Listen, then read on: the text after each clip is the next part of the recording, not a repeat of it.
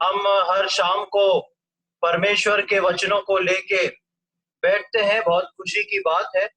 और परमेश्वर का वचन एक नया जीवन सबके अंदर फ्लो करता है, और इसीलिए विश्वासी को उसी प्रकार उन वचनों को लेना चाहिए। मेरा आप सबसे अनुरोध है कि आप सब अपनी बाइबलों को अपने साथ में जरूर लेके बैठें।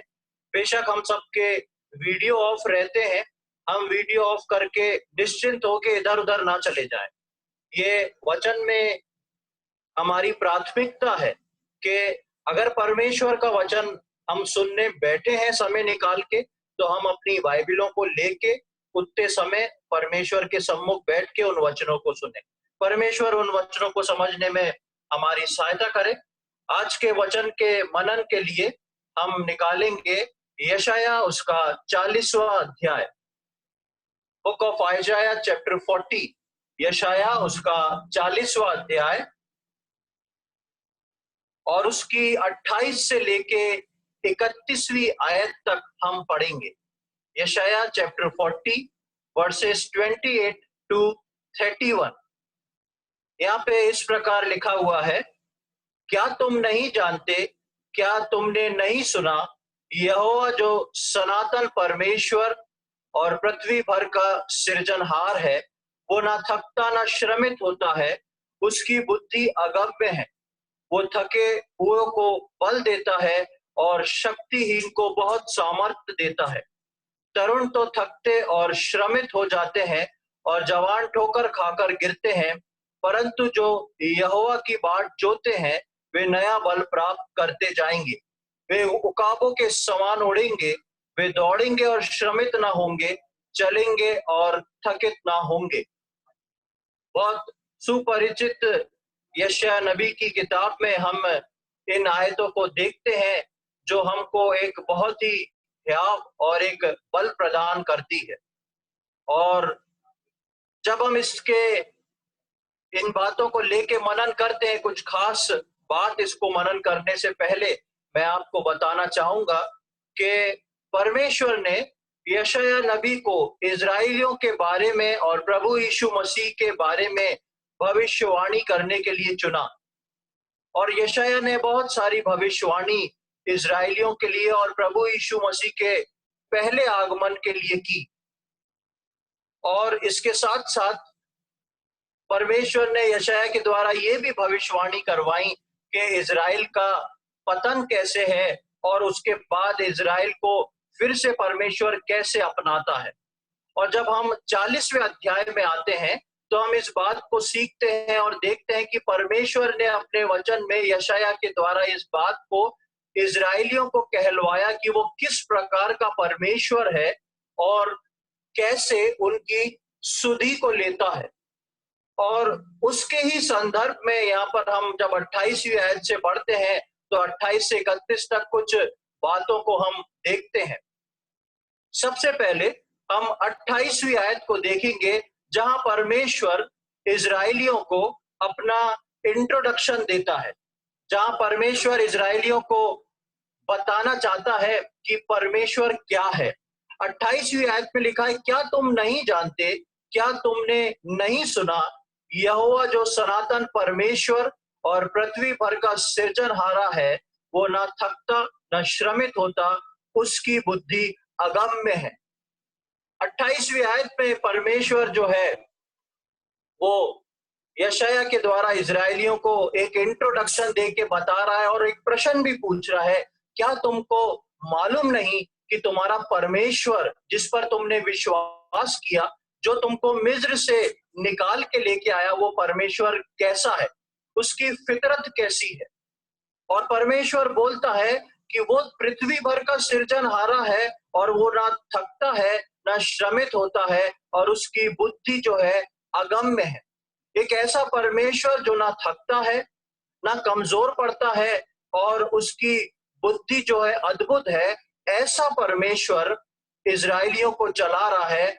इस बात को परमेश्वर जो है यशाया नबी के द्वारा इजराइलियों को पूछता है कि क्या तुम नहीं जानते कि तुम्हारा परमेश्वर कैसा है। आगे हम जब उसकी 30वीं आयत में आते हैं, 29वीं आयत में आते हैं। वो थके हुओं को बल देता है और शक्तिहीन को बहुत सामर्थ देता है। 30वीं आयत, तरुण तो थकते और श्रमित हो जाते हैं और जवान ठोकर खाके गिरते हैं। परमेश्वर पहले अपना इंट्रोडक्शन, अपनी फितरत बताता है और उसके बाद परमेश्वर जो है इस बात को बता रहा है कि मनुष्य जो है, इज़राइल के लोग जो हैं, परमेश्वर के पीछे आने वाले जो मनुष्य हैं, वो थकते हैं, उनकी शक्ति कम होती है और उनको परमेश्वर शक्ति भी देता है और उनकी उस थकान को वापस तरोताजा करता है। 30वीं आयत में हम पढ़ते हैं, तरुण तो थकते और श्रमित हो जाते हैं और जवान ठोकर खाते हैं। ये वर्ष जो है बहुत ही इंपॉर्टेंट है, बहुत ही मुख्य है। तरुण तो थकते और श्रमित होते हैं और जवान ठोकर खाते हैं। यानी कि तरुण और जवान जो हैं, जब वो थकते हैं और ठोकर खाते हैं तो बेशक बूढ़े और ज्यादा थकेंगे और ठोकर खाएंगे और थकान से भर जाएंगे। यहाँ पर परमेश्वर जिस बारे में जिक्र कर रहा है, ये एक बड़ी थकान से इजरायली लोग लौट के बाहर आ रहे हैं और परमेश्वर इनको फिर से अपना रहा है और उस बारे में परमेश्वर इनको फिर से बता रहा है, ढाढ़स बांध रहा है कि मैं जो हूं तुम्हारा परमेश्वर, वो कभी भी थकता नहीं, वो कभी भी निर्बल नहीं पड़ता और मैं जो तुम्हारे जीवन में करता हूं, मुझे मालूम है क्या करता हूं, क्योंकि मेरी बुद्धि जो है अगम्य है। और उसके बाद लिखता है कि तरुण तो थकते और श्रमित हो जाते हैं और ठोकर खाते हैं। ये बात परमेश्वर न केवल इजरायलियों के ऊपर लागू करता है, लेकिन ये बात जो है विश्वासी भाई बहन जो आज के समय में है, आज जो कलीसिया के लोग हैं, उनके ऊपर भी ये बात लागू होती है। बहुत ध्यान से इस बात को समझने की कोशिश करें। परमेश्वर ने इजरायलियों को बोला कि जवान श्रमित होते हैं, थकते हैं, ठोकर खाते हैं और यही बात जो है हम नए नियम के कलीसिया के विश्वासियों को देखते हैं। आज के समय में कलीसिया के लोग जो हैं, विश्वासी लोग जो हैं, अलग अलग क्षेत्रों में, चाहे वो पारिवारिक हो, चाहे आपका व्यवसाय हो, चाहे आपका ऑफिस का कार्य हो, चाहे आपका घर का कार्य हो, हम सब इन सब चीजों के कारण अपने आत्मिक दशा में ठोकर खाते हैं, थकते हैं और श्रमित भी होते हैं। और सबसे बड़ी बात है, जब जब हम इस यशाया 40 का 31 पढ़ते हैं तो हम बहुत खुश हो जाते हैं, क्योंकि वहां लिखा है कि परमेश्वर जो है वो नया बल देता है और बोलता है तुम उकाब के समान उड़ोगे। लेकिन बहुत कम असल में विश्वासियों के जीवन में ऐसा होता है कि हर रोज वो बल प्राप्त कर सके। आज उसी बात पे हम सीखने की कोशिश करेंगे कि परमेश्वर का वचन क्या हमको बताता और सिखाता है। एक और परमेश्वर का वचन बोलता है कि तुम थकते हो, श्रमित होते हो और परमेश्वर उनको नया बल दे देता है। लेकिन बहुत से विश्वासी इस दशा में हैं कि हर रोज अपने जीवन में उस नए बल को महसूस नहीं कर पाते। उस आयत को पढ़ने में अच्छा लगता है, लेकिन वो बल कहाँ है जो हर रोज मिल सकता है। आज हम उस बल के कुछ सीक्रेट्स को देखने की कोशिश करेंगे। परमेश्वर का वचन बोलता है 30वीं आयत में, तरुण तो थकते और श्रमित हो जाते हैं और जवान ठोकर खा के गिरते हैं। यही बात प्रभु यीशु मसीह ने अंत के दिनों के समय में एक सिम्टम है करके इस बात को बताया। अंत के दिनों के समय में एक भविष्यवाणी और एक चेतावनी को प्रभु यीशु मसीह ने दिखाया। उसको हम पढ़ लेंगे, मत्ती उसका 24वां अध्याय और उसकी 10, 11, 12। Gospel according to Matthew chapter 24, मत्ती रचित सुसमाचार उसका 24वां अध्याय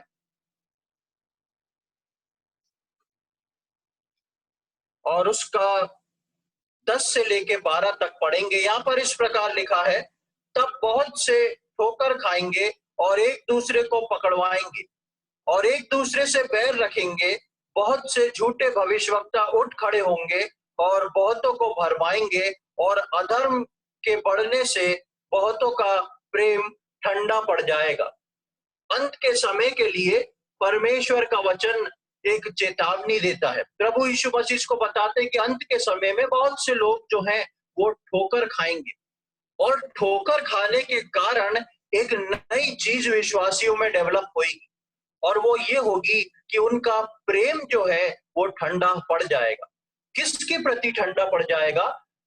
परमेश्वर के प्रति, और साथ साथ विश्वासियों के प्रति। अपने साथ के विश्वासी, अपनी कलीसिया और परमेश्वर के प्रति प्रेम उनका ठंडा पड़ जाएगा। और क्यों ठंडा पड़ जाएगा? क्योंकि वो ठोकर को खाएंगे। प्रभु की के लोग भी जो प्रभु की बाट जो रहे हैं, जो प्रभु के लिए एक नए जन्म और उद्धार के अनुभव में आए हैं, वो लोग जो हैं श्रमित होंगे, थकेंगे और ठोकर खाएंगे। और जब श्रमित होकर थक के ठोकर खाएंगे और नया बल प्राप्त नहीं करेंगे, तब उनका प्रेम जो है वो ठंडा होता जाएगा। और प्रियो, शैतान इस समय में मेरे और आपके जीवन के पीछे लगा है कि मेरा और आपका आपस में प्रेम, और कलीसिया के प्रति प्रेम, और परमेश्वर के वचन और परमेश्वर के प्रति हमारा प्रेम जो है वो ठंडा पड़ जाए। और जब हम वचन पढ़ते हैं, प्रार्थना करते हैं और अपने रोजमर्रा के काम में निकलते हैं, तो हम इस बात को देखते हैं कि वो नया बल जो है हमारे अंदर बरकरार नहीं रहता। वो नया बल जो है हमको महसूस नहीं हो पाता, हर रोज वो नया नहीं हो पाता। लेकिन परमेश्वर का वचन यशायाह 40 में बोलता है कि उसको परमेश्वर नया कर सकता है, उसको परमेश्वर फिर से नया बल प्रदान कर सकता है, और यहाँ तक कि उकाब के समान ऊंचाइयों पे उस विश्वासी को वो उड़ा सकता है। जब हम इसकी 31वीं आयत में आते हैं, वापस हम यशायाह 40 में आएंगे।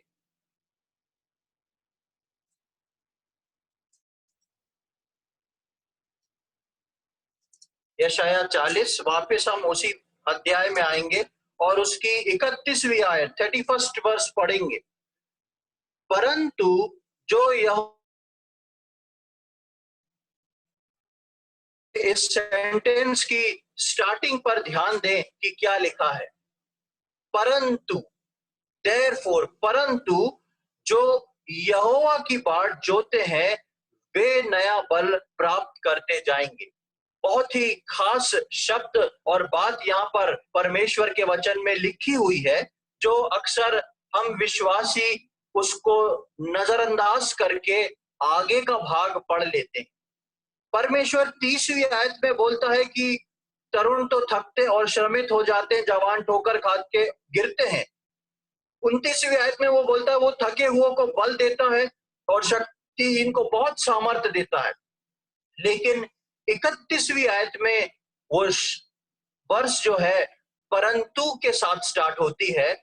परंतु जो यहोवा की बाट जोते हैं वे नया बल प्राप्त करते जाएंगे। परमेश्वर का वचन ये नहीं बोलता कि सब के सब गिरेंगे, ठोकर खाएंगे और नया बल प्राप्त करते जाएंगे।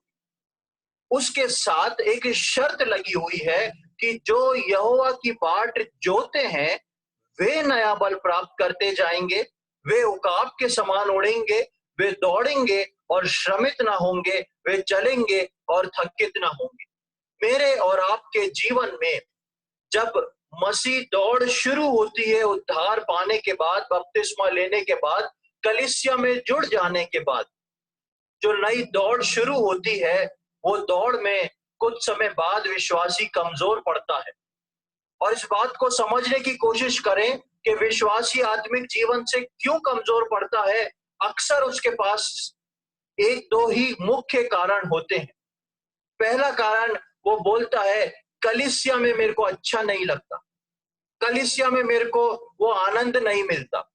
और दूसरा कारण, वो बोलता है कि कलीसिया के लोगों के कारण मैं ठोकर खा रहा हूं, कलीसिया के लोगों के साथ वो मेरे को अपनापन और वो प्रेम महसूस नहीं होता।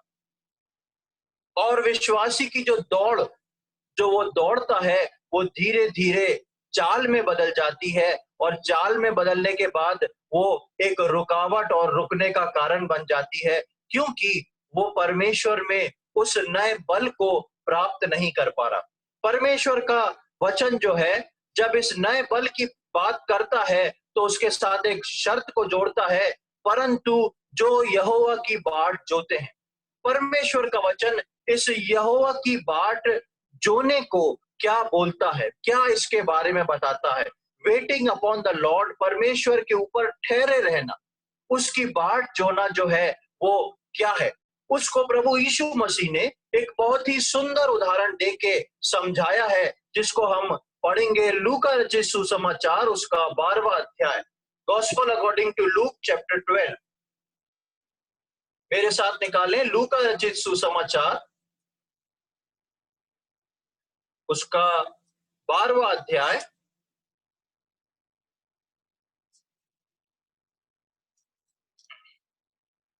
और उसका 35 से 38 तक हम पढ़ेंगे। Luke's gospel chapter 12 verses 35 to 38। यहाँ पर इस प्रकार लिखा है, तुम्हारी कमरें बंधी रहें और तुम्हारे दिए जलते रहें, और तुम उस मनुष्य के समान बनो जो अपने स्वामी की बाट देख रहे हो कि वो विवाह से कब लौटेगा, कि जब वो आकर द्वार खटखटाए तो तुरंत उसके लिए खोल दे। धन्य है वे दास जिन्हें स्वामी आकर जागते पाए। मैं तुमसे सच सच कहता हूं कि वो कमर बांधकर उन्हें भोजन करने को बैठाएगा और पास आकर उनकी सेवा टहल करेगा। यदि वो रात के दूसरे पहर या तीसरे पहर में आकर उन्हें जागता पाए तो वे दास धन्य है। यीशु मसीह प्रभु के आगमन पे या प्रभु की बाट जोने के लिए एक उदाहरण को बताते हैं, और एक उदाहरण को इस रूप से बताते हैं कि एक व्यक्ति जो है शादी में गया हुआ है, एक व्यक्ति शादी अटेंड करने गया हुआ है और उसका दास उसके घर पर है, और वो बोलता है कि तुम्हारी कमरे बंदी रहे और तुम्हारे दिए जलते रहे, और तुम उस मनुष्य के समान जो अपने स्वामी की बाट देख रहा हो कि वो विवाह से कब आए, कि जब वो आकर द्वार खटखटाए तो तुरंत खोल दे। विवाह से कभी भी लौटने का समय जो है निश्चित नहीं रहता है, और एक ऐसा व्यक्ति गया है और उसका जो दास है वो घर पर इस प्रकार इंतजार कर रहा है। सबसे पहली चीज, उसकी कमर बंधी हुई है। पुराने समय में जब लोग घर से बाहर निकला करते थे तो अपनी कमर को बांध के निकला करते थे, क्योंकि पुराने समय में जो ड्रेस था वो एक गाउन टाइप का रहता था और उसको कमर में एक बेल्ट नुमा रस्सी से बांध के बाहर निकला जाता था, यानी कि घर में आने पे तुरंत जो है उस बेल्ट को खोल देते थे रिलैक्स होने के लिए। लेकिन ये दास जो है, ये घर के अंदर बेल्ट बांध के अपनी कमर को बांध के इंतजार कर रहा है, ताकि जिस भी घड़ी स्वामी दरवाजे को खटखटाए वो रेडी रहे, तुरंत जाके दरवाजा खोल दे। और दूसरी बात लिखी है कि तुम्हारे दिए जलते रहे। बाट जोने के दो तरीके यहाँ पर बताए गए हैं। हम यशायाह नबी की किताब से सीख रहे हैं, इस बात को देख रहे हैं कि परमेश्वर उनको नया बल देने वाला है जो परमेश्वर की बाट जोते हैं। और नए नियम में हम देख रहे हैं कि बाट जोने की दो क्वालिटी है। उन दो क्वालिटी में हम देखते हैं, पहला कमर बंदी रहे और दूसरा दिए जलते रहे। ये बंदी हुई कमर और दिए किस बात को दर्शाते हैं उसको हम देखेंगे।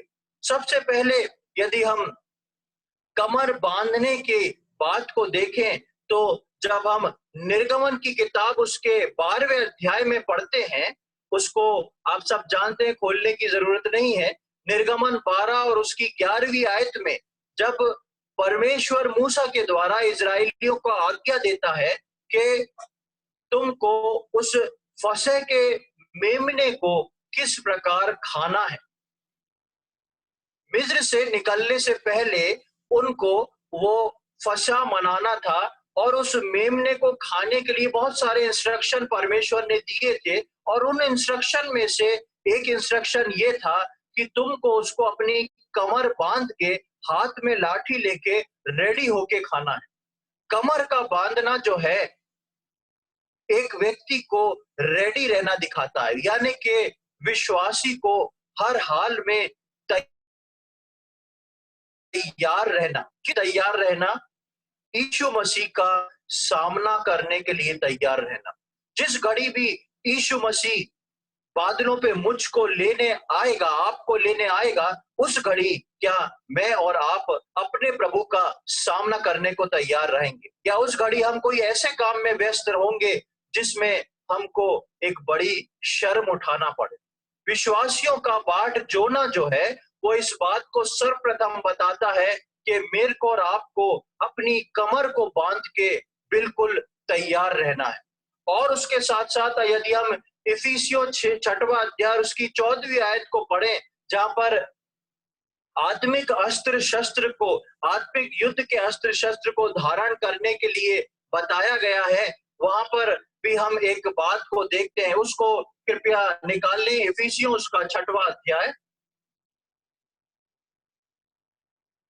इफिशियंस चैप्टर 6, इफिसियों उसका 6वां अध्याय और उसका 14वीं आयत को हम पढ़ेंगे। इफिसियों 6:14, यहाँ पर इस प्रकार लिखा है, इसलिए सत्य से अपनी कमर कसकर और धार्मिकता की चिलम पहनकर। सत्य से अपनी कमर को कसने के लिए बोला गया है। क्यों सत्य से अपनी कमर को कसने के लिए? उन आत्मिक वारफेयर, उस आत्मिक युद्ध के लिए मेरे को और आपको तैयार रहने के लिए सत्य से अपनी कमर कसना। ये सत्य से कमर कसना क्या है? यीशु मसीह बोलता है, मार्ग, सत्य और जीवन मैं हूं। यानी कि मेरी और आपकी बैकबोन जो है वो उस सत्यता से कसी होना चाहिए, उस कठी से बंदी होना चाहिए। उस सत्यता से मेरी और आपकी कमर कस के यीशु मसीह की बाट जोने वाली होना चाहिए। और वो सत्यता जो है वो प्रभु यीशु मसीह है। यानी कि मेरे और आपके जीवन में यीशु मसीह का स्वभाव। इसीलिए पौलुस बोलता है कि मैं चाहता हूं कि तुम में यीशु मसीह का स्वभाव हो जाए। मेरे और आपके अंदर अपनी कमर को कस के बाट जोना जरूरी है। ये जरूरी है, एक विश्वासी जब बाट जो रहा है कि उसकी कमर कसी रहे, और किस चीज से कसी रहे उसके बारे में बताया है। वो यीशु मसीह के स्वभाव से, अर्थात यीशु मसीह से वो कमर कसी रहे। तो पहली चीज हमने देखी कि बाट जोने के लिए एक विश्वासी की कमर जो है वो कसी होना चाहिए, और कमर का कसा रहना अपने आप को पूरी तरह तैयार या प्रभु के आगमन के लिए रेडी होने को बताता है। दूसरी बात हम देखते हैं कि बाट जोने को जो बता रहा है वो लिखा है कि तुम्हारे दिए जो हैं वो जलते रहे।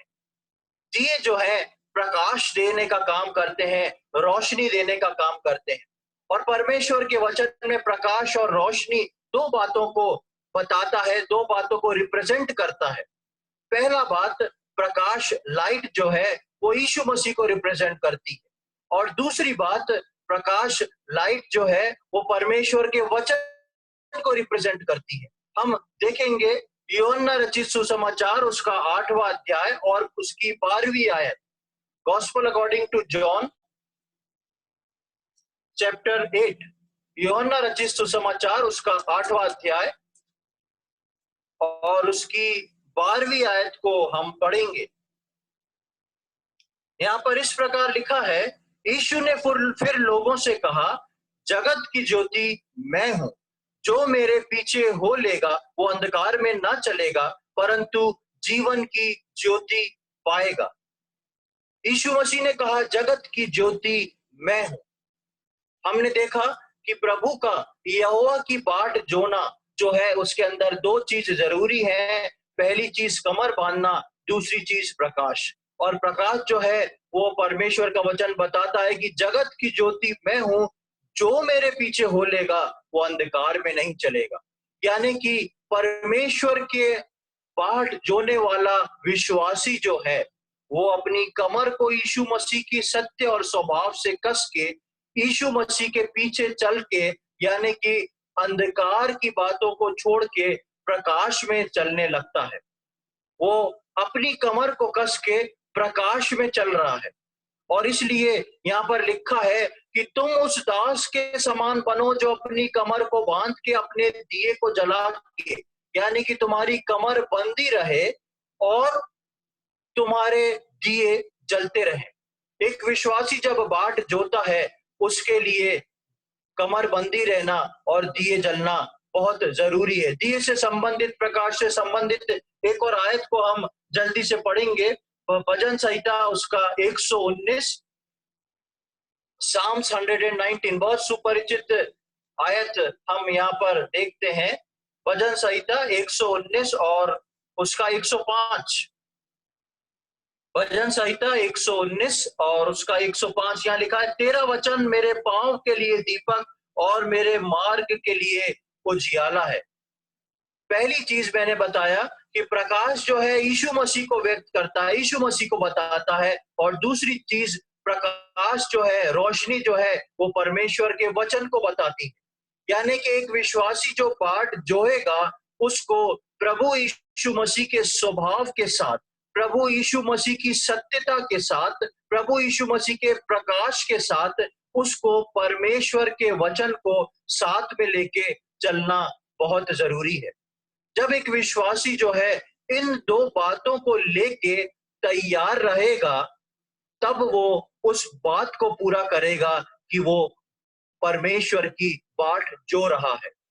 विश्वासी के लिए ये ऐसा नहीं कि वो उद्धार पाके बपतिस्मा लेके कलीसिया में जुड़ गया और मीटिंग में अटेंड कर रहा है, लेकिन स्वभाव जो है, उसके रोजमर्रा की जिंदगी जो है, वो कुछ प्रभु में और कुछ उसके रोजमर्रा के जीवन में चल रही है। यदि एक विश्वासी इस रीति से चलेगा, तो वो कभी भी परमेश्वर के उस नए बल को प्राप्त नहीं कर पाएगा।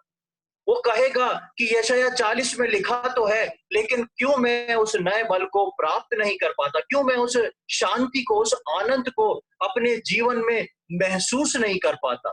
प्रियो, परमेश्वर ने मेरे और आपके जीवन में उस बात को रखा है। जब हम मत्ती 24वें अध्याय में इस दृष्टांत को, इस कहानी को देखते हैं, तो हम जब आगे चलते हैं तो उसकी 12वीं आयत में, मत्ती के 24वें अध्याय की 12वीं आयत में हम देखते हैं कि उसमें लिखा है कि जब वो लौट के आएगा तो वो दास धन्य है। 11-12 में हम पढ़ते हैं कि जब वो लौट के आएगा,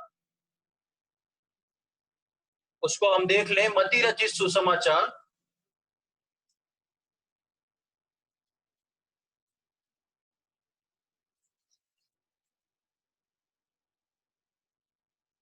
वो लूका में है, लूका 12 का 35।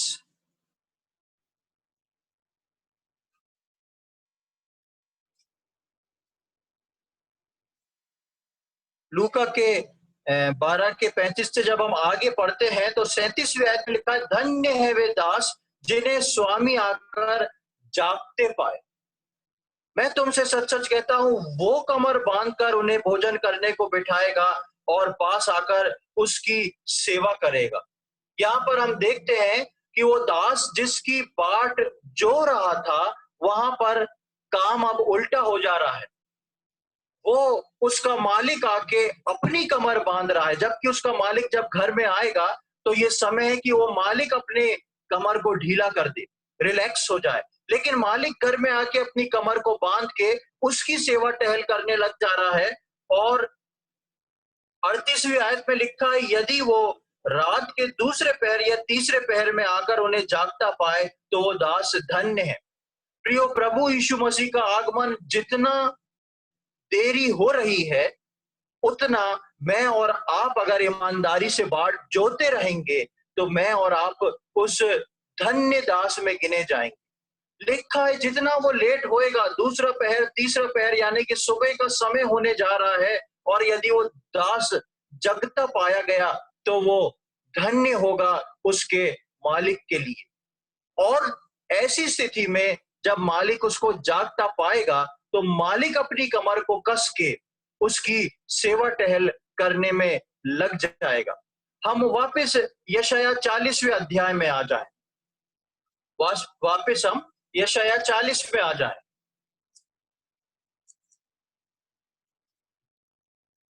और यहाँ पर अब हम देखते हैं 31वीं आयत को, परंतु जो यहोवा की बाट जोते हैं। अब हमने नए नियम में देख लिया कि परमेश्वर की बाट जोना क्या होता है। परमेश्वर की बाट जोने के लिए हमने देख लिया कि उस व्यक्ति को अपनी कमर को बांधना है, उस व्यक्ति को अपने दिए को जलाए रखना है, यानी कि यीशु मसीह की सत्यता को लेके, यीशु मसीह के प्रकाश को लेके और वचन के प्रकाश को लेके हमको परमेश्वर की बाट जोना है। और इसलिए यहाँ पर लिखा है, परंतु जो यहोवा की बाट जोते हैं वे नया बल प्राप्त करते जाएंगे, वे उकाब के समान उड़ेंगे, वे दौड़ेंगे और श्रमित ना होंगे, चलेंगे और थकित ना होंगे। उनके लिए परमेश्वर बोलता है कि जो मेरी इस तरीके से बाट जोएंगे उनको नया बल मिलता जाएगा।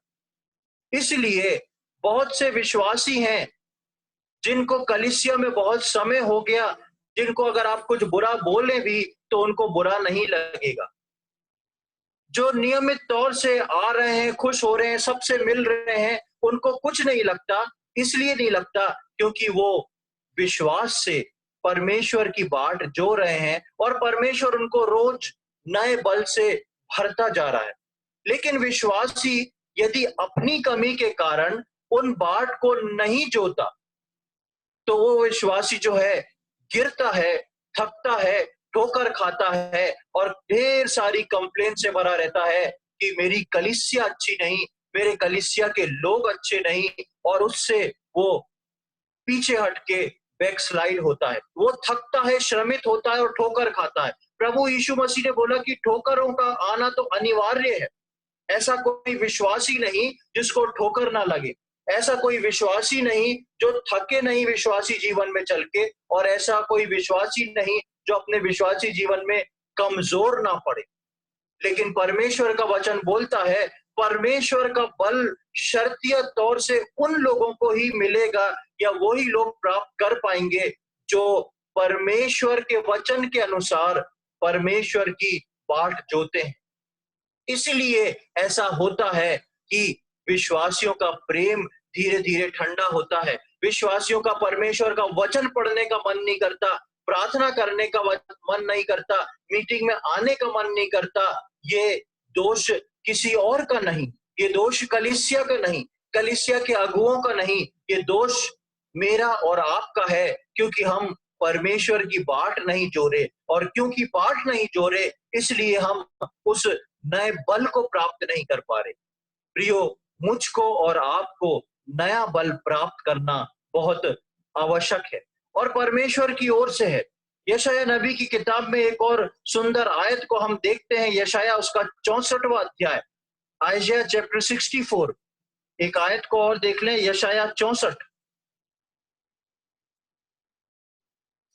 यशायाह 64 और उसका चौथी आयत को पढ़ेंगे। आइज़ाया चैप्टर 64 वर्स 4, यहाँ पे लिखा है, क्योंकि प्राचीन काल ही से तुझे छोड़ कोई और ऐसा परमेश्वर ना तो कभी देखा गया और ना कान से उसकी चर्चा सुनी गई, जो अपनी बाट जोने वालों के लिए काम करे। परमेश्वर मेरे और आपके लिए काम को करना चाहता है। परमेश्वर चाहता है कि उसकी बाट जोने वालों के लिए वो कुछ करे। परमेश्वर मेरे और आपके लिए बहुत कुछ करना चाहता है, लेकिन परमेश्वर मजबूर होता है इस कारण से क्योंकि मैं और आप उस फॉर्मूले के हिसाब से परमेश्वर की बाट नहीं जोते। और जब मैं और आप परमेश्वर की बाट उस तरीके से नहीं जो पाते, परमेश्वर उनके जीवन में उस काम को नहीं कर पाता। लेकिन जो लोग परमेश्वर की बाट इस तरीके से जोते हैं, यीशु मसीह को लेके और उसके वचन को लेके उसकी बाट जोते हैं, उनके लिए लिखा है वे दौड़ेंगे, श्रमित ना होंगे, चलेंगे और थकित ना होंगे।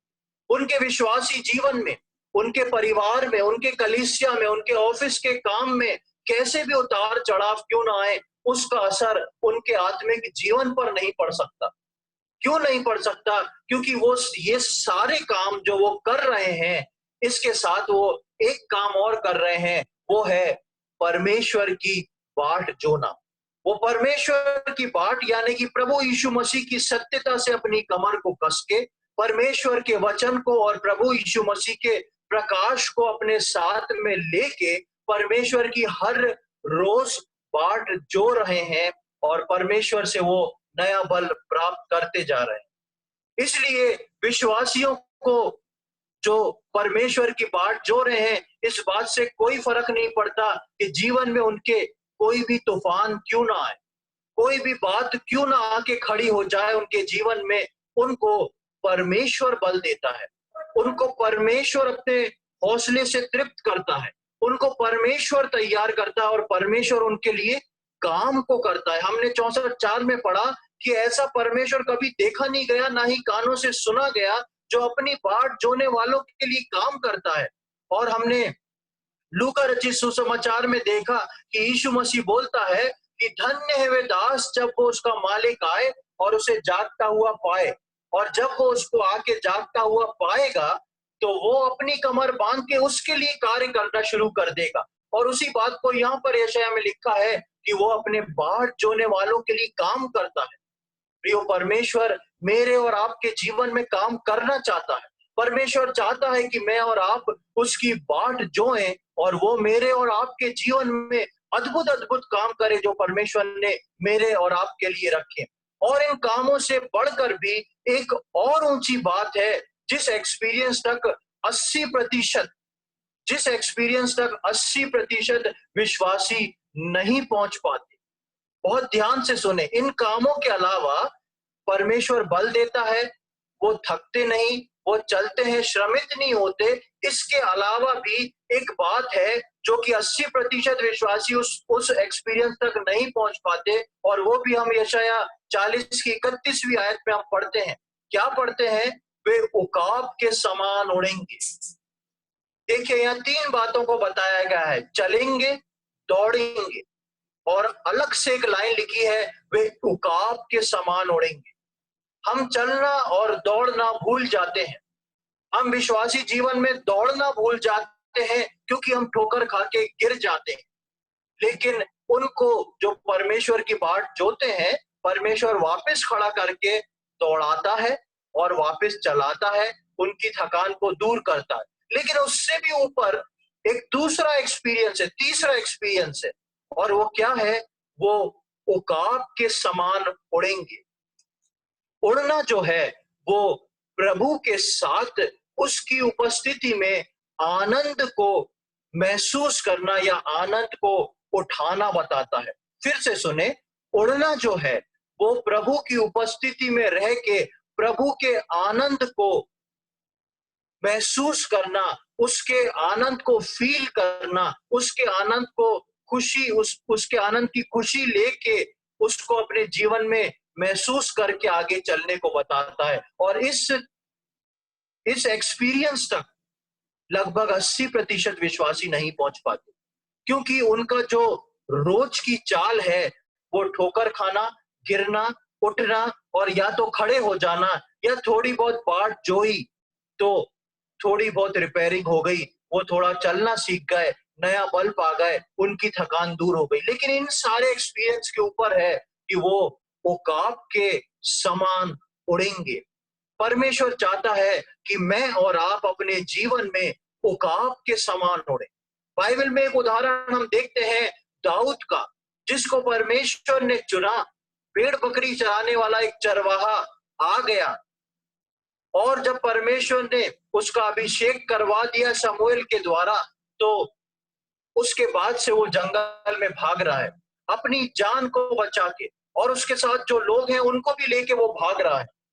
कोई भी निश्चितता नहीं, उसको कुछ नहीं मालूम कि किस दिन मैं राजा बनूंगा और किस दिन मैं बनूंगा भी कि नहीं, या मेरी मृत्यु इस जंगल में हो जाएगी। ऐसे दौड़ने, ऐसे चलने और ऐसी ठोकर खाने की परिस्थिति में दाऊद ने उड़ने के अनुभव को जाना है, और उस उड़ने के अनुभव के कारण ही दाऊद उन अनुभवों में भजन संहिता को लिख पाया। इतने सुंदर सुंदर आराधना के भजन दाऊद के अंदर से इसलिए निकल पाए क्योंकि वो अपने परमेश्वर की बाट जोते जोते उस उड़ान तक पहुंच चुका था, उस उड़ने के अनुभव में पहुंच चुका था। हम जल्दी से 2 आयतों को मैं आपके सामने पढ़ के समाप्त करूंगा। भजन संहिता उसका 84 अध्याय, साम्स 84। भजन संहिता 84, साम्स 84 और उसकी 10वीं आयत, 10th वर्स। यहाँ पर लिखा है, क्योंकि तेरे आंगनों में का एक दिन और कहीं के 1000 दिन से उत्तम है। दुष्टों के डेरों में वास करने से अपने परमेश्वर के भवन की डेवड़ी पर खड़े रहना ही मुझे अधिक भाता है। दाऊद बताता है अब उसके मन की उमंग कहाँ क्या है कि कहीं और के 1000 दिन से एक दिन जो है वो तेरे आंगनों में खड़े रहना ज्यादा उत्तम है। क्यों दाऊद इस आयत को बोल पाया? एक और आयत को हम देख लें, भजन संहिता 27 और उसका 4थी आयत, साम्स 27। भजन संहिता 27वां अध्याय और उसका 4th वर्स, 4थी आयत। एक बार मैंने यहोवा से मांगा है, उसी के यत्न में लगा रहूं कि मैं जीवन भर यहोवा के भवन में रहने पाऊं, जिससे यहोवा की मनोहरता पर दृष्टि लगाए रहूं और उसके मंदिर में ध्यान किया करूं। दाऊद ऐसी परिस्थिति में, भागने दौड़ने ठोकर खाने और गिरने की परिस्थिति में वर क्या मांग रहा है, इसको देखें। वो वर ये मांग रहा है कि मैं जीवन भर यहोवा के भवन में रहूं। वो ये नहीं वर मांग रहा कि मेरा राज्य स्थापित हो जाए, मैं इजराइल का राजा बन जाऊं, मुझे राजगद्दी मिल जाए, मैं अपने दुश्मनों से बदला ले लूं। लेकिन ऐसी परिस्थिति में दाऊद जो है लिख रहा है कि मैं जो हूं उसके भवन में रहने को मेरे को मिल जाए। और भवन में रह के करेगा क्या वो? उसके लिए लिखता है, जिससे यहोवा की मनोहरता पे दृष्टि लगाए रहूं। पूरे समय परमेश्वर की मनोहरता को ताकता रहूं, जांचता रहूं, सोचता रहूं, देखता रहूं। प्रियो, दाऊद के मुंह से ये भजन इसलिए निकल पाया कि वो दौड़ने भागने की रिपेयरिंग से ऊपर उठ के परमेश्वर के उस उड़ान के अनुभव में आ चुका था, जो हम यशायाह 40 के 31 में पढ़ते हैं कि वो तुम जो हो उकाब के समान उड़ोगे। आज मेरे और आपके जीवन में, हमारा जीवन इन्हीं बातों में घिरा रह गया है कि हम जो है ठोकर खा गए, हम जो है दौड़ने में थक गए, हमसे अब नहीं होता, हम दूसरे को देख के थक जाते हैं, हम दूसरे को देख के ठोकर खा जाते हैं। विश्वासी जीवन में हमको वचन समझ में नहीं आ रहा तो हम थक जाते हैं। लेकिन परमेश्वर बोलता है, आप यदि उसकी बाट जोएंगे तो वो आपको नया बल देगा। आप दौड़ेंगे, थक चलेंगे पर थकित नहीं होंगे, श्रमित नहीं होंगे। और परमेश्वर आपके लिए काम करना चाहता है, और वो काम ऐसा है कि वो आपको उस उड़ान के अनुभव तक ले जाए। परमेश्वर आपको उस उड़ने के अनुभव तक ले जाना चाहता है। प्रियो, मैं और आप अपने जीवन में आज पीछे मुड़ के इस बात को देखें कि परमेश्वर के इन अनुभवों में हम किस अनुभव में आज एग्जिस्ट करते हैं, हम किस अनुभव में आज रुके हुए ठहरे हुए हैं, किस अनुभव में हम खड़े हैं। क्या हम ठोकर खाते जा रहे हैं? क्या हम ठोकर खा के दुखित और श्रमित होके चाल धीमी हो गई है? क्या हम बैठ गए हैं, या हम वापस परमेश्वर से बल प्राप्त कर रहे हैं? वो बल जो परमेश्वर ने मेरे और आपके लिए रखा है, क्या हम उसको महसूस कर रहे हैं, ले रहे हैं? और यदि ले रहे हैं तो क्या हम परमेश्वर के उस उड़ान के अनुभव तक पहुंच चुके हैं? क्या हम उस आत्मिक आनंद को अपने जीवन में महसूस करते हैं, जो दाऊद बोलता है, मैं चुपचाप बैठ के यहोवा की मनोहरता को निहारना चाहता हूं? क्या मैं और आप अपने जीवन में कुछ समय निकाल के उस अनुभव को महसूस करते हैं? उस अनुभव को क्या मैं और आप अनुभव करते हैं कि हम उसकी मनोहरता को निहार रहे हैं? हम ना प्रार्थना कर रहे हैं, हम ना बाइबल पढ़ रहे हैं, आंख बंद करके अपने प्रभु की मनोहरता को निहार रहे हैं। उस आनंद को उड़ान का अनुभव कहते हैं। प्रभु हमारी सहायता करे कि हम इन अनुभवों से अपने जीवनों को जांचें, अपने जीवनों को सोच के तौलें कि हम किस क्षेत्र में अभी हैं। यदि हम अभी तक उस प्रकार से बाट नहीं जो रहे हैं, तो हम अपने प्रभु के आगमन की बाट जोएं, अपने यीशु मसीह से कमर को कस के उस प्रकाश को और परमेश्वर के वचन को हाथ में लेके अपने प्रभु की बाट जोएं और प्रतिदिन अपने जीवन में उस नए बल को प्राप्त करें और उस उड़ने के अनुभव में पहुंचते जाएं। प्रभु इन बातों को समझने में हम में से प्रत्येक की सहायता करे। प्रभु के नाम की महिमा हो।